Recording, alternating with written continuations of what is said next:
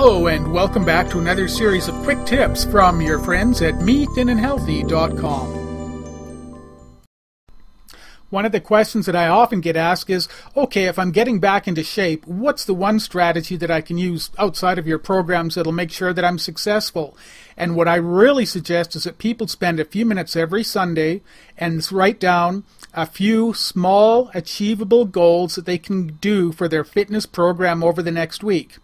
Now, what I mean is if you did 5 push-ups a day this week, move up to 7 this week and just make it a small, achievable goal that you can get over the next week. Now, why do I say this? Because you can go into the gym and see people pumping a huge amount of iron or see people doing outrageous things and you say, well, that's what I've got to do. That actually can be very counterproductive.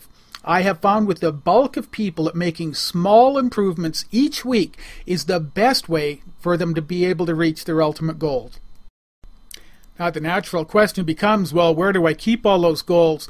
Well, I would really suggest that you get a small book, whether it's designed to be this or just a blank book, and make it your fitness journal. Now, in this journal, the most effective techniques I found are on the Sunday when you sit down is to write out the exact number of sit-ups, push-ups, tennis games, whatever it is you're going to do that represents your modest increase, but write it down so that you see it physically on paper where you're heading for this week.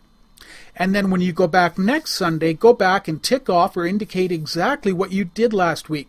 For some reason, you'll find this very motivating, both to have a plan in advance and the ability to review and recognize what you've done at the end of the week. Keeping a journal is one of the most consistent strategies that I've ever seen for keeping people on a really good fitness program. And that's whether, again, you're doing weights, walking, tennis, whatever it is, keep a journal. Now, I know some people will say, oh gosh, that sounds like so much more effort, but here's the whole point. When you keep a journal like this, 1, you've set your expectation, 2, you review it, but 3, you get to see your progress over time. Sometimes when you're getting into shape, you say, gosh, all this work is not doing anything. I'm not moving anywhere. And you can open up your journal and you can go back and track when you used to do 5 push-ups and now you're at 25 or 50 or 100. Just as an example, it is truly motivating to see your progress, and going back through your book is kind of like a very tangible way of experiencing that. The other thing that it's really good for is if you fall off your exercise program for a week or 2 or more, you can come back and reset yourself to start at a lower, simpler level and to move forward again. And because you've seen how you've made progress in the past, you will know that you can make progress again. And again, this will help motivate you to get back into your program. Now, obviously, in our programs, we have a whole bunch of ways to motivate this kind of activity all the time. But for yourself, even today, you can go out and get a journal and get this working for your physical body today.